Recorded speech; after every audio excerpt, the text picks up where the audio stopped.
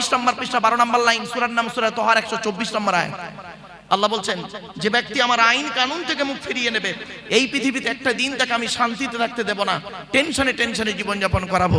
এখানে জিকির মানে আইন কানুন, আরো অনেক জিকির মানে আছে বাপ, ওদিকে গেলাম না। যাই হোক, কালেমায়ে তাইয়্যিবা জিকির আপনারা করেছেন, এর দলিলটা দিয়ে দিই। পবিত্র কোরআন, আল্লাযীনা আমানু ওয়া তাতমাইন্নু কুলুবুহুম বিযিকরিল্লাহ, আলা বিযিকরিল্লাহি তাতমাইন্নুল কুলুব। পবিত্র কোরআন 13 নম্বর পারা 12 নম্বর পৃষ্ঠার একবারে 4 নম্বর লাইন, সূরার নাম সূরা রদের 28 নম্বর আয়াত। আল্লাহ বলছেন, যারা ঈমান এনেছে, ভালো ভালো কাজগুলো করেছে, আল্লাহর জিকিরের মাধ্যমে অন্তরকে পরিষ্কার করেছে।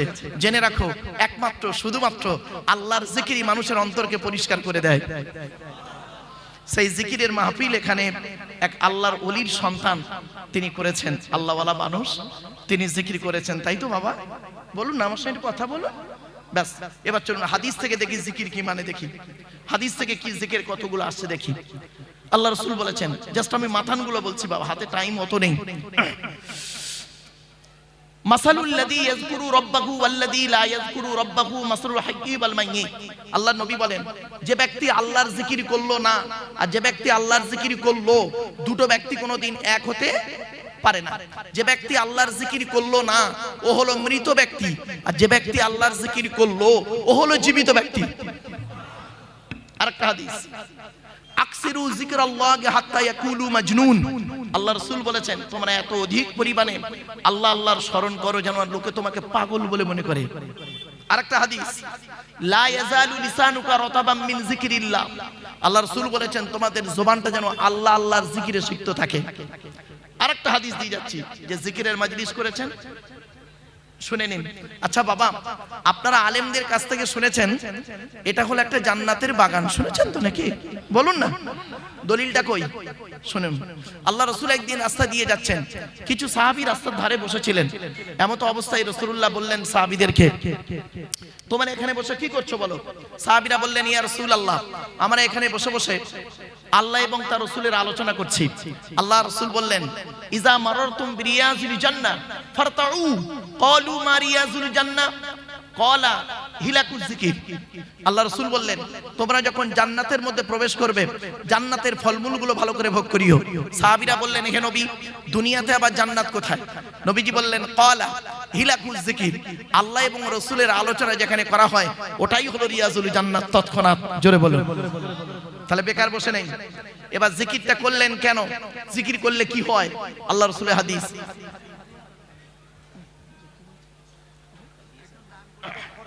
জি, আরেকটা হাদিস শুনে নিন, কেন জিকির করলেন আপনারা? একজন আল্লাহওয়ালা মানুষ জিকির করালেন, আপনারা করলেন কেন? কি লাভ? শুনুন হাদিসটা। আচ্ছা বাবু, আমার সামনে একটা মাইক্রোফোন আছে তো, এটি যদি এখনই খারাপ হয়ে যায়, এর সারাবার একটা রাস্তা আছে? আছে। এই ডিপার্টমেন্টের লোক এসে সারাবে আমি জানি না। আল্লাহ রাসূল বলছেন, মানব দেহ যখন খারাপ হয়ে যায় তা সারাবার একটা রাস্তা আছে। আপনার গায়ে যদি, পোশাকে যদি ময়লা হয়, সাবান দিয়ে পরিষ্কার করেন। গায়ে ময়লা পড়লে আপনি সাবান সার্ফ দিয়ে পরিষ্কার করেন। কিন্তু অন্তরে যদি ময়লা হয়ে যায়, অন্তরটাকে পরিষ্কার করার রাস্তা কি?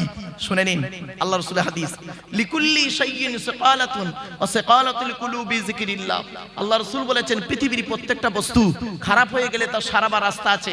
মানুষের অন্তর যখন খারাপ হয়ে যায়, একমাত্র শুধুমাত্র আল্লাহর জিকির, আল্লাহর ভয় মানুষের অন্তরকে পরিষ্কার করে দেয়। আলা ইন্না ফিল জাসাদি মুদগাতান ইদা সালুহাত সালুহাল জাসাদু কুল্লুহু ওয়া ইদা ফাসাদাত ফাসাদাল জাসাদু কুল্লুহু আলা ওয়াহিয়াল কলব। রাসূল বলেন, মানব দেহের মধ্যে একটা মাংসপিণ্ড আছে, ওই মাংসপিণ্ড যখন ভালো থাকে সারা শরীরটা ভালো থাকে, আর ওই মাংসপিণ্ড যদি খারাপ হয়ে যায় সারা শরীরটা খারাপ হয়ে যায়। ওই মাংসপিণ্ডের নাম হলো আলা ওয়াহিয়াল কলব, সেটা হলো অন্তর। এই অন্তরটাকে পরিষ্কার করার জন্য ফুরফুরা সিলসিলার মুজাদ্দিদুজ জামান দাদা হুজুর পীর কেবল রাহমাতুল্লাহ আলাইহি, তার মতাদর্শের সমস্ত আউলিয়া ইকরাম হাক্কানি আলেমরা তারা এই জিকিরের মাহফিলটা করে থাকেন। কারণগুলো বলে গেলাম। চলো এবার আসছি, অন্তরকে পরিষ্কার করতে গেলে, দেহটাকে পরিষ্কার করতে গেলে তিনটে জিনিসকে ফলো করবেন। আপনাদেরকে আমি অনুরোধ করছি, অর্ডার করছি না, অনুরোধ করছি, কারণ অর্ডার করার অনুমতি আল্লাহ আমাকে দেয়নি। অর্ডার করার অনুমতি আল্লাহ আমাকে দেয়নি। অনুরোধ করার অনুমতি আল্লাহ আমাকে দিয়েছে। কথাটা কেন বললাম, খুব ডিপলি কথা বললাম। অর্ডার করবে কে? আল্লাহ। অর্ডার করবে কে? নবী। তাহলে আমরা কি করব? আমরা করব কি? আল্লাহর অর্ডারগুলো নিয়ে, নবীর অর্ডারগুলো নিয়ে আপনাদের কাছে অনুরোধ করব। ঠিক না বেটি? ভাই আল্লাহ এই বলেছেন, নবী এই করেছেন, বলেছেন, আপনি আমি চলুন মিলেমিশে করি, তাহলে দুনিয়াতে শান্তি সম্মান পাবো, আখেরাতে জান্নাত পাবো। এজন্য আমি আপনাদেরকে বলছি, আমি আপনাদের অর্ডার করছি না, অনুরোধ করছি। চলো, জলসা যখন দেবেন দয়া করে তিনটে জিনিস ঠিক রাখবেন। কি? 1 নাম্বার বক্তা, 2 নাম্বার কমিটি, 3 নাম্বার শ্রোতা। বক্তার কি দেখবেন? বক্তার দুটো জিনিস দেখা দরকার। 1 নাম্বার বক্তাটি সত্যিকারের আলেম কিনা। শুধু ডিগ্রির নাম আলেম নয় বাপ। চলুন আল্লাহ রাসূল কি বলছেন দেখি। কোন আলিমান, হাক্কানি আলেম হও। কোন আলিমান, হাক্কানি আলেম হও। আলেম হতে পারোনি, ঠিক আছে, আও মুতাআল্লিমান, হাক্কানি আলেমের ছাত্র হও, তাও সুযোগ পাওনি। আও মুস্তামিয়ান, হাক্কানি আলেমরা যেটা বলেন মনোযোগ সহকারে শ্রবণ করো, আমল করো, তাও সুযোগ পাওনি। আও মুহিব্বান, হাক্কানি আলেমদেরকে অন্তর দিয়ে ভালোবাসো। ওয়ালা তাকুন খামিসান ফাতুহলিকু, 5 নাম্বারটা হতে যেও না, তাহলে ক্ষতিগ্রস্ত হয়ে যাবে। এখন প্রশ্ন হলো, হাক্কানি আলেম কে? কোরআনের আয়াত বললে বুঝি হাক্কানি আলেম? অনেক হাদিস বয়ান করলে বুঝি হাক্কানি আলেম? না, আল্লাহর নবীর হাদিস, আমি বলিনি, রাসূলুল্লাহর হাদিস। আপনাদেরকে আমি অনুরোধ করছি, ট্রান্সলেটরের কাজ করছি। আল্লাহর নবী বলছেন হাক্কানি আলেম কে? আল্লাহু আজওয়াদু জুদান ওয়া আনা আজওয়াদু বানি আদম ওয়াজাদুকুম বাদি রাজুলুন আলিমা ইলমান ফানাশরাহু ইয়াতি ইয়াউমাল কিয়ামাতি আমিরান ওয়াহিদা। হাদিসের বাংলা অর্থটা শুধু শুনুন। আল্লাহ রাসূল বলেন, আল্লাহ হলেন সবথেকে বড় দাতা। আল্লাহর পরে বড় দাতা হলাম আমি মুহাম্মদ সাল্লাল্লাহু আলাইহি সাল্লাম। আমার পরে বড় দানশীল ব্যক্তি কে জানো? ওই আলেম যে ইলিম অর্জন করেছেন, ইলিম মোতাবেক নিজে চলেছেন, সমাজের মানুষকে বলেছেন, তার ইলিম থেকে মানুষ উপকৃত হতে পেরেছে। ওই শ্রেণীর আলেমগুলোকে কিয়ামতের মাঠে আল্লাহ রাব্বুল আলামিন এক একটা দলের আমির করে, নেতা করে তুলবে। এইরকম একজন হাক্কানি আলেমের নাম বলবো? এখান থেকে কয়েক কিলোমিটার গেলেই পাবেন মুসাদ্দেদুজ জামান দাদা হুজুর পীর কেবলা রাহমাতুল্লাহ আলাইহি। এইরকম একজন হাক্কানি আলেমের নাম বলবো? এই কিছু দূর থেকেই এলাম, তার মাজারের পাশ দিয়ে এলাম, আল্লামা রুহুল আমিন রাহমাতুল্লাহ আলাইহি। এইরকম একজন হাক্কানি আলেমের নাম বলে যাচ্ছি, হাফেজ আব্দুল লতিফ বড় হাফেজ সাহেব হুজুর পীর কেবলা রাহমাতুল্লাহ আলাইহি। এইরকম একজন নাম আল্লাহওয়ালা হাক্কানি আলেমের নাম বলে যে পানি গোবরা হুজুর রাহমাতুল্লাহ আলাইহি। এরকম খুব বড় বড় আলেমরা আছে বাপ, অনেক আলোচনা করলে আসবে। মানে আমি আপনাদের সূত্রগুলো বলে দিলাম, একটা একটা করে আসবে। আচ্ছা বাবা, টেনে টেনে বলছি না বলে অসুবিধা হচ্ছে? হ্যাঁ, একটু একটু একটু একটু গরম হয়ে যায়, টেনে টুনে দিচ্ছি বাপ, চিন্তা নেই। কারণ টান না হলে বললো বেকার বক্তা, তো বাবা চিন্তা নেই। তবে এখন একটু অ্যাটেনশন হচ্ছে কি জানেন? এখন বক্তাদের একটা অ্যাটেনশন হচ্ছে, খুব দেখেছি শ্রোতারা খুব অ্যাটেনশন দুটো জিনিসে। কি ভাই? আচ্ছা, এখন বর্তমানে দুটো জিনিসের প্রতি মানুষ খুব আকর্ষণ। কি জানেন? শুনে নিন। দূর আর সুর। কি বললাম? দূর আর সুর। খারাপ ভাববেন না, কিছু নয়। এখানে এই প্যান্ডেল মানে কি বলবো, এই রাস্তা ভর্তি হয়ে যেত, লোকের সমাগম হয়ে যেত, যদি একটা এখানে যদি একজনের নাম দিতেন, একজন ব্যক্তির নাম দিলেন, অচেনা একজন ব্যক্তির নাম দিয়ে লিখলেন, ব্র্যাকেটে লিখলেন মিশর, অমুক বক্তার নাম দিলেন, দিয়ে বললেন মিশর, ব্যাস এইটুকু। দেখা যাচ্ছে সেই লোকটা মিশরে গিয়ে ছাগল চড়ায়, আলেম নয়। কিন্তু ওই দূর, ওই মিশর নাম, দূর, অ্যাটেনশন। আর একটা হলো কি জানেন? সুর। আমার বাপেরা, এই দূর আর সুরের দিকে না তাকিয়ে ওয়াজের দিকে তাকান, আওয়াজের দিকে না তাকিয়ে। আল্লাহর নবী ওয়াজ করতেন। হাদিসটা কোথায় পাবেন? মিশকাতেও পাবেন, বুখারীতেও পাবেন। রাবীর নাম আব্দুল্লাহ ইবনে মাসউদ রাদিয়াল্লাহু তাআলা আনহু, তিনি বর্ণনা করছেন, আল্লাহর নবী আমাদের ওয়াজ করে শোনাতেন। কবে? শুনে নিন। বৃহস্পতিবার দিন গত রাতে এশার নামাজের পরে সাহাবীদেরকে নিয়ে গায়ে গায়ে বসে টু দি পয়েন্টের উপরে নবীজি আমাদের ওয়াজ করে শোনাতেন। কটা পয়েন্ট পেলেন? ওয়াজের উত্তম দিন কোনটা? আরে বলুন বলুন। বৃহস্পতিবার দিন গত রাত, জুমার রাত, সময়টা কখন? যা এশার পর। নবীজি কাদেরকে ওয়াজ করতেন? সাহাবীদেরকে। সাহাবীরা কিভাবে বসতেন? আপনারা কিভাবে বসেছেন? পুরো ভারতের ম্যাপ হয়েছে দেখুন। উত্তরপ্রদেশ, ছত্তিশগড় হয়ে, বিহার হয়ে, একদম পুরো দিল্লি, বোম্বাই হয়ে, একদম এই সিটটা হয়ে, ওইটা হলো কাশ্মীর দেখুন। আর এই দিকটা হলো পশ্চিমবঙ্গ হয়ে, এদিকে আসাম, ত্রিপুরা, মেঘালয় হয়ে, সেই গোটা হলো ত্রিপুরা, আর ওপারটা বাংলাদেশ। তো জন্য আমি আপনাদের অনুরোধ করছি, এই ভারতের ম্যাপ না করে পশ্চিম বাংলার বসিরহাট থানার ম্যাপটা একটু করে ফেলুন। একটু আগিয়ে আগিয়ে আসুন বাপেরা, একটু আগিয়ে আগিয়ে গায়ে গায়ে গায়ে গায়ে বসুন। আমি কিন্তু বলিনি, কোরআনের দলিল। চলুন, কোরআনে আল্লাহ পাক বলেছেন 28 নম্বর পারা 2 নম্বর পৃষ্ঠা 13 নম্বর লাইন, সূরার নাম সূরা মুজাদালা 11 নম্বর আয়াত। ইয়া আইয়ুহাল্লাযীনা আমানু ইযা কিলা লাকুম তাফাসসাহু ফিল মাজালিসি ফাফসাহু ইয়াফসাহুল্লাহু লাকুম ওয়া ইযা কিলা আনশুযু ফানশুযু ইয়ারফাইল্লাহু লাকুম। সহজ সরল বাংলা মানেটা কি? আল্লাহ বলছেন, হে ঈমানদার বান্দাগণ, মজলিসের ভিতরে যখন ফাঁকা জায়গায় তোমাকে পূরণ করতে বলা হবে, তখন তুমি সামনের ফাঁকা জায়গাটা পূরণ করে দেবে। ফাঁকা জায়গায় ফাঁকা রাখলে প্রবলেমটা কি? শয়তান ওখানে বসবে, কানে কানে কুমন্ত্রণা দেবে। শয়তান কি চায় ওটা কোরআন জানিয়ে দিচ্ছে। 7 নম্বর পারা 2 নম্বর পৃষ্ঠা 3 নম্বর লাইন, সূরার নাম সূরা মাইদার 91 নম্বর আয়াত। ইন্নামা ইউরিদুশ শাইতানু আন ইউকিয়া বাইনাকুমুল আদাওয়াতা ওয়াল বাগদাআ ফিল খামরি ওয়াল মাইসিরি ওয়া ইয়াসুদ্দাকুম আন যিকরিল্লাহ ওয়া আনিস সালাত। আল্লাহ বলেন, শয়তান কি চায় জানো? মদ আর জুয়ার মাধ্যমে শয়তান তোমাদের মাঝে মারামারি লাগিয়ে দিতে চায়। আর কি চায়? ওয়া ইয়াসুদ্দাকুম আন যিকরিল্লাহ, আল্লাহর ইবাদত থেকে শয়তান তোমাকে বাধা সৃষ্টি করতে চায়। আর কি চায়? ওয়া আনিস সালাত, নামাজ থেকে শয়তান তোমাকে বাধা সৃষ্টি করতে চায়। তাই কোরআনের উদ্ধৃতি দিয়ে আলোচনার প্রারম্ভে আপনাদেরকে আমি আহ্বান করছি, পবিত্র কোরআন 2 নম্বর পারার 11 নম্বর পৃষ্ঠার 9 নম্বর লাইন, সূরার নাম সূরা বাকারা আয়াত নম্বর 208, আল কোরআন। ইয়া আইয়ুহাল্লাযীনা আমানু উদখুলু ফিস সিলমি কাফা, হে ঈমানদার বান্দাগণ, পরিপূর্ণভাবে ইসলামের মধ্যে প্রবেশ করো। ওয়ালা তাত্তাবিউ খুতুওয়াতিশ শাইতান, শয়তানের পথকে অনুসরণ করিও না। ইন্নাহু লাকুম আদুউম মুবিন, শয়তান হলো তোমাদের প্রকাশ্য দুশমন। So I request for you, so mind excuse me. আলোচনার প্রারম্ভে আপনাদেরকে একটু আহ্বান করলাম। ভেবেছিলাম কোরআনের আয়াতের মাধ্যমে জ্ঞানী যারা বোঝে তারা শুধু ইশারায় কোরআনের আয়াতের বাংলা অর্থ করলে হয়তো মনে হয় আপনারা বুঝে জায়গাটা একটু আগিয়ে আগিয়ে আসবেন। আপনাদের আম বাগানের ভাষায় বলছি তো, কোম্পানি বাগানের ভাষায় বললে হয়তো বুঝতে পারবেন। তাই একটু দয়া করে মেহেরবানি করে বলছি, একটু আগিয়ে আগিয়ে আসুন। ভাইয়েরা কষ্ট করে দাঁড়িয়ে না থেকে একটু গায়ে গায়ে গায়ে গায়ে বসার চেষ্টা করুন। চলুন এগিয়ে যাচ্ছি। এবারে আসছি, আজকে আমাদের আলোচনার বিষয়বস্তু কি? আজ আমি আপনাদের কাছে, যেহেতু শিক্ষা প্রতিষ্ঠানের জলসা, মাত্র 5টা বিষয়ের উপরে পয়েন্ট পয়েন্ট করে আলোচনা করব। কটা বিষয় বাবা? 5টা। তো 1 নাম্বার বললাম কি, প্রথমে একটু বলে নিলাম, বক্তা। 2 নাম্বার হলো কমিটি। রাগ করবেন না কেউ, জলসা কমিটি আলাদা, মসজিদ কমিটি আলাদা। জলসা কমিটি হতে গেলে আমি আপনাদেরকে অনুরোধ করছি, দয়া করে কমসে কম 3টে গুণ থাকা দরকার। শুধু জলসা কমিটির নয়, সকলের 3টে গুণ কমসে কম থাকা দরকার। 1 নাম্বার, সৎ হতে হবে। কি বললাম? সৎ। সৎ কাকে বলে ব্যাখ্যাটা করে দিয়েছি, 2 ঠোঁটের মাঝখানে 2 রানের বীজখানে, আর বললাম না। 2 নাম্বার, হালাল খাবার খেতে হবে। একটা বাস্তব অভিজ্ঞতা আপনাদের সঙ্গে শেয়ার করছি।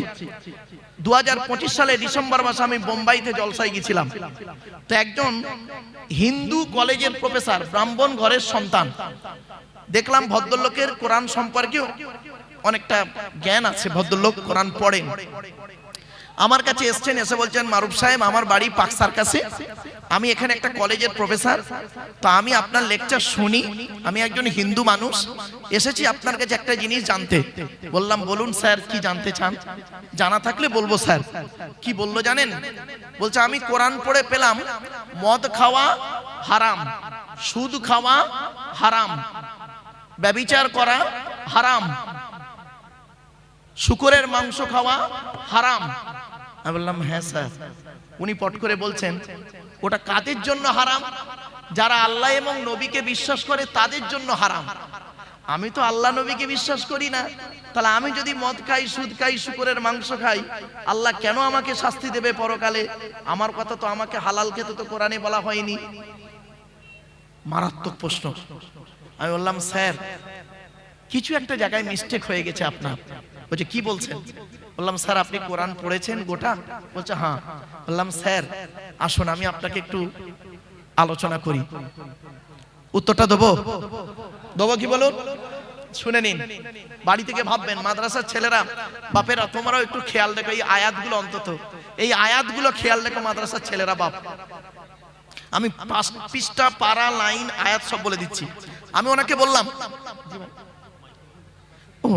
আমার একটা অভ্যেস খারাপ জানেন, মাইক্রোফোনটা খুব ভালো, আমার অভ্যেস খারাপ, খালি এদিক ওদিক করি আবেগে, তো যাই হোক চলে এবার ঠিক আছে আচ্ছা ভাই চলে। আমি ওনাকে বললাম শুনে নিন, আপনারা জীবনে কোনোদিন এইরকম প্রশ্নের সম্মুখীন হলে উত্তরটা দিতে পারবেন। আমি বললাম স্যার কোরআনে 3 শ্রেণীর লোককে আল্লাহ হালাল খেতে বলেছেন। কয় শ্রেণীর? 3 শ্রেণীর লোক। উনি পট করে কলম বের করলেন, কাগজ বের করলেন, বলছে বলুন। বললাম 1 নাম্বার কোরআনে বলা হয়েছে নবী রাসূলদেরকে হালাল খেতে আল্লাহ বলেছেন। পট করে উনি বলছেন আরে নবী রাসূলরা তো হালাল খাবেন, আবার বলার কি দরকার ছিল আল্লাহ? বললাম স্যার কোরআনে আল্লাহ পাক বলেছেন 8 নম্বর পারা 10 নম্বর পৃষ্ঠা 6 নম্বর লাইন সূরার নাম সূরা আরাফ, ফালানাসআলান্নাল্লাযীনা উরসিলা ইলাইহিম ওয়ালানাসআলান্নাল মুরসালিন।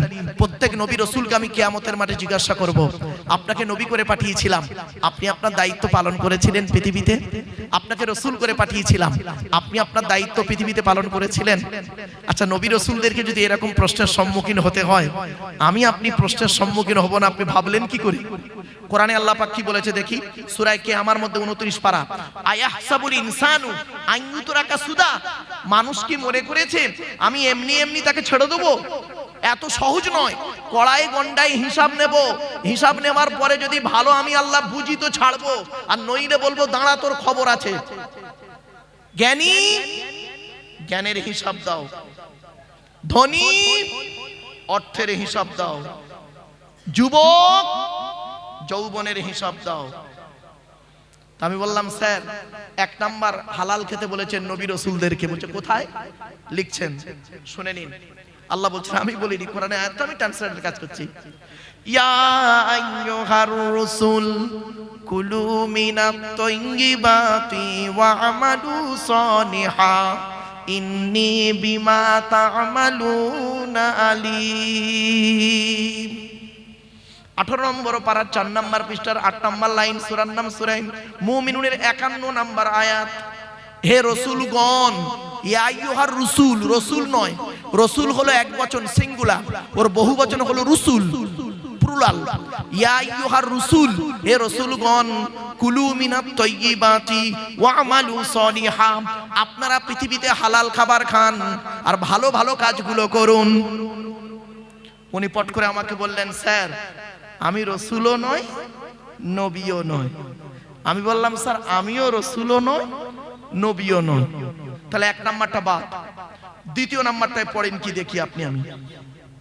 আচ্ছা যারা আল্লাহকে বিশ্বাস করে, নবীকে বিশ্বাস করে, ইসলামিক পরিভাষায় তাদেরকে কি বলে? মুমিন। কি বললাম বাবা? মুমিন। তো আপনারা আল্লাহ এবং রাসূলকে বিশ্বাস করেন তো? আরে বলুন না। তাহলে আপনারা মুমিন, আমরা মুমিন। চলুন আমাদেরকে আল্লাহ হালাল খেতে বলেছেন কিনা দেখি দলিল। ইয়া আইয়ুহাল্লাযীনা আমানু কুলু মিন তাইয়্যিবাতি মা রাযাকনাকুম ওয়াশকুরু লিল্লাহি ইন কুনতুম ইয়্যাহু তা'বুদুন। 2 নম্বর পারা 4 নম্বর পৃষ্ঠা 14 নম্বর লাইন সূরার নাম সূরা বাকারার 172 নম্বর আয়াত। হে ইমানদার বান্দাগণ, কুলু মিন তাইয়্যিবাতি মা রাযাকনাকুম, আমার দেবা হালাল রিজিকগুলো তোমরা ভক্ষণ করো। পট করে উনি বলছেন স্যার আমি মুমিন নয়, আমি মুমিন নয়, এটা আপনার জন্য প্রযোজ্য। বললাম থ্যাংক ইউ স্যার। এবার 3 নাম্বারটায় আপনি আছেন কি দেখুন তো, এইটা ভালো করে শুনুন, এইটা বলার জন্য আমি এত কষ্ট করলাম আপনাদেরকে।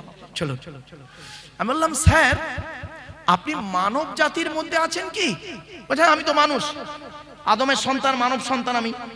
আমি বললাম দেখুন এই কোরআনে আল্লাহ বলেছেন মানব জাতিকে হালাল খেতে। এখানে হিন্দু, মুসলিম, জৈন, ব্রাহ্মণ, খ্রিস্টান, কুলি, সাঁওতাল, বাগদি, দুলে সকলকে আল্লাহ হালাল খেতে বলেছেন। বলি কি বলছেন? মানব জাতিকে হালাল খেতে বলেছেন? বললাম হ্যাঁ। আমি আয়াতটা ধরুন, আয়াতটা লিখে নি। উনি লিখছেন আর আমি বলছি শুনুন, ইয়া আইয়ুহান নাস কুলু মিম্মা ফিল আরদি হালালান তাইয়্যিবা ওয়ালা তাত্তাবিউ খুতুওয়াতিশ শাইতান ইন্নাহু লাকুম আদুউম মুবিন। 2 নম্বর পারা 4 নম্বর পৃষ্ঠার 8 নম্বর লাইন, সূরার নাম সূরা বাকারার 168 নম্বর আয়াত, 168 168 নম্বর আয়াত। ইয়া আইয়ুহান নাস, নাস মানে মানব, হিন্দু, মুসলিম, জৈন, ব্রাহ্মণ, খ্রিস্টান নো ডিফারেন্স। ইয়া আইয়ুহান নাস, হে মানব জাতি, কুলু মিম্মা ফিল আরদি হালালান তাইয়্যিবা, পৃথিবীতে আমার দেওয়া হালাল রিজিকগুলো তোমরা ভক্ষণ করো আর শয়তানের পথকে অনুসরণ করিও না। ইন্নাহু লাকুম আদুউম মুবিন, শয়তান হলো তোমাদের প্রকাশ্য দুশমন। তখন গালে হাত। বাপেরা, হালাল খাবার শুধু মুসলমানরা খাবে না, এই কোরআন এসেছে মানব জাতির কল্যাণের জন্য। পৃথিবীতে কেতাব এসেছে কটা শুনে নিন আগে। পৃথিবীতে কেতাব এসেছে মোট 104টা। কত বললাম? কথা বলুন আমার সঙ্গে একটু। 104টা কেতাব এসেছে। 100টা হলো সহিফা, ছোট ছোট চিরকুট, আর 4টা হলো বড় বড়। আমি পরিচয়গুলো দিয়ে নিচ্ছি, শুনে নিন। 100টা সহিফা কাদের উপরে এসেছে, কটা এসেছে শুনে নিন। আদম নবীর উপরে এসেছে 10টা। কটা? 10টা। ইব্রাহিম নবীর উপরে এসেছে 10টা। কটা? কত হলো? 20। শীষ নবীর উপরে এসেছে 30টা। কত হলো? 50। ইদ্রিস নবীর উপরে এসেছে 50টা। 100। এবার 101 নম্বর কেতাবের নাম শুনুন। মুসা বলে একজন নবীর উপরে এসেছে। কেতাবটি 40 দিন ধরে মুসা নবীর উপরে। কেতাবটির নাম হলো তাওরাত। 1000 পারা বা খণ্ড বিশিষ্ট, রমজান মাসের 6 তারিখে একটা। কত হলো? 101। 102 নম্বর কেতাবের নাম শুনুন। জবুর বলে একটা কেতাব, দাউদ নবীর উপরে এসেছে। 150 পারা বা খণ্ড, 150 পারা বা খণ্ড, রমজান মাসের 8 তারিখে। 102 নম্বর কেতাব। 103 নম্বর কেতাবের নাম কি? ইনজিল। ঈসা নবীর উপরে এসেছে 27 পারা। কত কত কত? 27 পারা বিশিষ্ট ঈসা নবীর উপরে এসেছে রমজান মাসের 18 তারিখে। কত হলো? 103। 104 নম্বর কেতাবের নাম আমার হাতেই আছে। কেতাবটির নাম হলো কোরআনুল মাজিদ। হযরত মুহাম্মদ সাল্লাল্লাহু আলাইহি সাল্লামের উপরে 30 পারা বা খণ্ড বিশিষ্ট, 610 খ্রিস্টাব্দে 1 ফেব্রুয়ারি সোমবার। কত বললাম? 610 খ্রিস্টাব্দে 1 ফেব্রুয়ারি সোমবার। আজ বাড়ি যাবেন। আজকে তারিখটা কত আছে হুজুর? আজ তারিখটা কত? ও 26শে জানুয়ারি। আমিও স্কুলে পতাকা তুলেছি, খেয়াল নেই। যাই হোক, মানে মাইন্ডেড অন্যদিকে হয়ে গেছিল। চলুন, তো বাড়িতে গিয়ে আজকে লিখবেন 26/1/2026। বারটা লিখবেন সোমবার, আর নিচেই লিখবেন 1-2-610 সোমবার। মাইনাস প্লাস করবেন, কতদিন আগে কোরআন নাজিল হয়েছে পেয়ে যাবেন। এ কোরআন রমজান মাসে। কোরআনের পরিচয়টা একটু দিই। কোরআন আল্লাহর তরফ থেকে জিবরাইলের মাধ্যমে হযরত মুহাম্মদ সাল্লাল্লাহু আলাইহি ওয়াসাল্লামের উপরে আরবের মক্কা নগরীর নিকটবর্তী একটি গুয়াটির নাম হলো হেরা। হেরা নামক গুয়াতে 610 খ্রিস্টাব্দে 1 ফেব্রুয়ারি সোমবার কোরআনের প্রথম আয়াত নাজিল হলো। ইকরা, রিড, পড়ো পড়ো পড়ো। এই কোরআনের ভিতরে কি আছে? 30টা পারা, 540টা রুকু, 114টা সূরা, 14 থেকে 15 খানা সাজদা, 7টা মানজিল, 8 থেকে 12 খানা সাক্তা, 6666টা আয়াত। কেউ বলেছেন 6236টা আয়াত, 3,23,215টা অক্ষর। এ কোরআন 22 বছর 9 মাস 14 দিন, কম বেশি 23 বছর ধরে কোনো ঘটনাকে কেন্দ্র করে, কোনো ব্যক্তিকে কেন্দ্র করে, কোনো বস্তুকে কেন্দ্র করে, কোনো জায়গাকে কেন্দ্র করে কোরআনের আয়াতগুলো নাজিল হয়েছে। 6000 আয়াত নাজিল হয়েছে, 12,000 জায়গায় নাজিল হয়েছে। কত জায়গায়? কটা জায়গার নাম জানেন? ওই সূরার প্রথমে মাক্কি আর মাদানিয়া লেখা আছে, ওটাই মনে করেছে। 12,000 জায়গায় নাজিল হয়েছে। আমি দু চারটে নাজিলের আয়াতে বলবো, বাপ হাতে টাইম আছে কি জানি না। চলো এবার আসছি 104টা কিতাবের পরিচয় দিলাম বাবা। এবার আসছি যিনি পৃথিবীতে পাঠিয়েছেন, তিনি আমাদের সৃষ্টিকর্তা। আল্লাহর পরিচয়টা কি? আল্লাহর পরিচয় হলো চারটে। কটা প্লিজ অ্যাটেনশন এদিকে। আল্লাহর পরিচয় হলো চারটে। কি কি?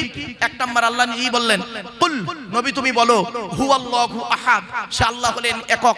দুই নাম্বার, আল্লাহুস সামাদ, আল্লাহ হলেন অমুখপেক্ষী, আল্লাহ কারোর মুখপেক্ষী নন, সারা পৃথিবী তার মুখপেক্ষী। তিন নাম্বার, লাম ইয়ালিদ ওয়া লাম ইউলাদ, আল্লাহ কাউকে জন্ম দেয়নি, আল্লাহ কেউ জন্ম দেয়নি। চার নাম্বার, ওয়া লাম ইয়াকুল লাহু কুফুয়ান আহাদ, আল্লাহর সমকক্ষ কেউই নেই। এই হলো আল্লাহর চারটে পরিচয়। এবারে আসছি, এই যে সূরাটি আমি পড়লাম, এই সূরাটি আপনাদের অনেকের মুখস্থ নেই। আর ভাই বলুন না, একটু কথা বলুন না, আছে তো? আমি আবার পড়লাম কি করতে? চারটে কারণ। এক নাম্বার, এই সূরাটি যে আল্লাহর পরিচয় সেটা জানিয়ে দিলাম। নাম্বার 2, এই সূরাটি আরবি ভাষায় বাংলায় ট্রান্সলেট করে বলে দিলাম। নাম্বার 3, এই সূরাটির মধ্যে চারটে ধর্ম বেরিয়েছে, মুশরিক, ইহুদি, ইসলাম আর খ্রিস্টান। বাড়ি থেকে ভাববেন। 4 নাম্বার পয়েন্ট, আল্লাহর নবী বলেছেন, কোন ব্যক্তি যদি কুল হুয়াল্লাহ সূরা 3 বার পাঠ করে, কবার কুল হুয়াল্লাহ সূরা যদি 3 বার কোন ব্যক্তি পাঠ করে, ওই ব্যক্তির আমলনামায় 1 খতম কোরআন শরীফ পড়ার সওয়াব আল্লাহ লিখে দেবে। আল্লাহ রাসূল একদিন ফজরের নামাজ পড়ে দাঁড়িয়ে আছেন, একজন সাহাবী এসে বলছেন, ইয়া রাসূলুল্লাহ, আমি কোরআনকে অত্যন্ত ভালোবাসি। আল্লাহর নবী বললেন, আলহামদুলিল্লাহ। তারপরে সাহাবীটি বলছেন, ইয়া রাসূলুল্লাহ, কোরআনের ভিতর থেকে একটা সূরাকে আমি খুব ভালোবাসি এবং প্রতিদিন না পড়ে ঘুমাই না। নবীজি বললেন, সূরাটির নাম কি? রাসূলুল্লাহর সাহাবী বললেন, সূরাটির নাম হলো কুল হুয়াল্লাহ সূরা। আল্লাহ রাসূল বললেন, ও আমার সাহাবী, এই কুল হুয়াল্লাহ সূরা আমল করার কারণে আল্লাহ রাব্বুল আলামিন নাজাতের ওসিলা করে দেবে। কোথায় আছেন আপনি? এই কুল হুয়াল্লাহ সূরার আলোচনা এত ব্যাপক আলোচনা, ওদিকে গেলাম না। চলুন এরপরে আসছি, আল্লাহ আমাদের সৃষ্টি করেছেন। আল্লাহ বলছেন, তো দেহের মধ্যে চারটে জিনিস দিয়েছি গুরুত্বপূর্ণ। মুরব্বীদের বলছি, বাবাজিরা হাতে ধরে বলে যাচ্ছি, বাড়িতে গিয়ে দেহের মধ্যে চারটে জিনিসকে যত্ন করবেন আজকে। চারটের একটা খারাপ হলে কি হিন্দু কি মুসলিম মারা যাবেন। এক নাম্বার ব্রেন। আল্লাহ বলে, তোর ব্রেন দিয়েছি, ভালো চিন্তা কর, লোকের গোঁজা মারিসনি, লোকের গোঁজা মারা চিন্তা করিসনি, ভালো চিন্তা কর। আমরা ভালো চিন্তা করিনি, খারাপ চিন্তাতেই ব্যস্ত। 2 number heart, 3 number liver, 4 number kidney. Allah বলে, দুটো কিডনি দিয়েছি, একটা যদি খারাপ হয়ে যায় আর একটা দিয়ে কাজ চালিয়ে দিবি, আর দুটোই যদি খারাপ হয়ে যায় বাঁচার আশা ছেড়ে দিবি। এরপরে আল্লাহ বলছেন, তো দেহের মধ্যে আমি 9টা ছিদ্র দিয়েছি। আমাদের দেহের মধ্যে মোট 9টা ছিদ্র আছে। 9টা ছিদ্র কি কি ভালো করে দেখে নিন। 2 চোখ, 2 নাক, 2 কান, একটা গাল, সামনে পেছনে, এই 9টা ছিদ্র। এই 9টা ছিদ্রের যে কোনো একটা ছিদ্রের মাধ্যমে আল্লাহ পাক ফেরেশতার দ্বারাই আত্মা বের করে নেয়। বাড়িতে গিয়ে দেখবেন কত লোক মারা গেছে আপনাদের গ্রামে, কি হিন্দু কি মুসলিম, লোকটা মারা গেছে, গিয়ে দেখবেন লোকটা মরে গেছে, পেশাব ফিরে ফেলেছে। বুঝে নেবেন আত্মাটা আল্লাহ ওর পেশাবের রাস্তা দিয়ে বের করেছে। লোকটা মরে গেছে, পায়খানা ফিরে ফেলেছে, বুঝে নেবেন আল্লাহ আত্মাটা ওর পায়খানা রাস্তা দিয়ে বের করেছে। লোকটা মরে গেছে, চোখটা চেয়ে আছে। লোকটা মরে গেছে, গালটা হাঁ করে আছে। লোকটা মরে গেছে, ঘাটটা বেঁকে আছে, হাতটা খিঁচে আছে। আবার দেখবেন লোকটা মরে গেছে, দেখলে মনে হবে লোকটা ঘুমিয়ে আছে। কিভাবে মরতে চান? ঈমান নিয়ে যদি কবরে যেতে চান, দয়া করে কোরআন হাদিস ইজমা কিয়াসের কিছু কথা শুনে প্র্যাকটিক্যাল করে আমল করে বাড়ি যান। ইসলামে দুটো জিনিস আছে, একটার নাম থিওরি, একটার নাম প্র্যাকটিক্যাল। ইসলামে থিওরিটার নাম হলো কোরআন, আর প্র্যাকটিক্যালটার নাম হলো মুহাম্মদ সাল্লাল্লাহু আলাইহি ওয়াসাল্লাম। আচ্ছা বাপেরা, আমরা এখন যদি অজানা কোনো দেশে যেতে চাই, অজানা দেশে যেতে গেলে, সেই দেশে চলতে গেলে, ফিরতে গেলে, ঘুরতে গেলে দুটো জিনিস লাগবে। সেই দেশের একটা গাইড বুক লাগবে, আর সেই দেশের একটা গাইডার লাগবে। ঠিক না বেঠিক? আল্লাহ বলছেন 14 নম্বর পারা 14 নম্বর পৃষ্ঠা 12 নম্বর লাইন, সূরার নাম সূরা নাহালের মধ্যে আল্লাহ বললেন আল্লাহু আখরাজাকুম মিন বুতুনি উম্মাহাতিকুম লা তা'লামুনা শাইয়্যা ওয়া জা'আলা লাকুমুস সামআ ওয়াল আবসারা ওয়াল আফইদা লাআল্লাকুম তাশকুরুন। আল্লাহ পাক বলছেন আমি তোদেরকে তোদের মায়ের পেটের ভিতর থেকে বের করেছি। লা তা'লামুনা শাইয়্যা, পৃথিবীর কোনো ভাষাই তুই জানতে কিনা। ওয়া জা'আলা লাকুমুস সামআ, শোনার জন্য কান দান করেছি। ওয়াল আবসারা, দেখার জন্য চোখ দান করেছি। ওয়াল আফইদা, বোঝার জন্য হৃদয় দান করেছি। কেন? আমার শুকরিয়া আদায় করবি। ছোট্ট একটা উদাহরণ দিচ্ছি। আল্লাহ বলছেন বান্দা একবার লক্ষ্য করে দেখ, মায়ের পেটের ভিতরে আমরা ছিলাম 10 মাস 10 দিন। এ পরিবেশ আমরা জানতাম না। পৃথিবীর মুখ যেদিন দেখলাম, আল্লাহ বলছে শোন, এই পৃথিবীর পরিবেশে চলার জন্য পৃথিবীতে দুটো জিনিস দিয়ে পাঠিয়েছি। একটা গাইড বুক দিয়েছি, একটা গাইডার দিয়েছি। গাইড বুকটার নাম হলো দি হলি কোরআন, আর গাইডারটার নাম হলো মুহাম্মদ সাল্লাল্লাহু আলাইহি সাল্লাম। আমরা গাইড বুকটাকেও ফলো করিনি আর গাইডারটাকেও ফলো করিনি। এই গাইড বুক আর গাইডারটা ছেড়ে দিয়ে তৃতীয় কোনো ব্যক্তির অনুসরণ করতে চলেছি, তো আমরা তো বিপদে পড়বই। আল্লাহর নবী বলেই গিয়েছিলেন তারাকতু ফীকুম আমরাইনি লাম তাদিল্লু মা তামাসসাকতুম বিহিমা কিতাবাল্লাহি ওয়া সুন্নাত রাসূলিহি। আমি মুহাম্মদ সাল্লাল্লাহু আলাইহি ওয়াসাল্লাম তোদের ছেড়ে চলে যাচ্ছি। যাবার সময় দুটো জিনিস রেখে গেলাম, এক হলো কোরআন আর দুই হলো আমার সুন্নাহ হাদিসগুলো। কথাকার সমর্থনকে হাদিস বলে। এই দুটো জিনিস যতদিন তোরা আঁকড়ে ধরবি ততদিন তোরা পথভ্রষ্ট হবি না। আমরা দুটোকেই ছেড়ে দিয়েছি বাপ। এজন্য অনুরোধ করে বলে যাচ্ছি, কোরআনের ছায়াতলে আসুন, হাদিসের ছায়াতলে আসুন।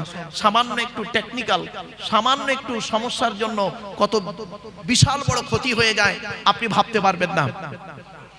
মনে রাখবেন, মাইকের সামনে এসে কিছু বলে দেবার নাম বক্তা নয় বাপ। তিনটে জিনিস কোনোদিন ব্যাকে আসে না। এক নাম্বার, ধনুক থেকে তীরটা বের হয়ে গেলে ওই তীরটা আর কোনোদিন ব্যাকে আসে না। দুই নাম্বার, দেহ থেকে আত্মাটা বের হয়ে গেলে ওটা আর পৃথিবীতে রিটার্ন দেওয়া হয় না। তিন নাম্বার, জবান থেকে কথা বের হয়ে গেলে ওটা আর পৃথিবীতে ব্যাকে আসে না।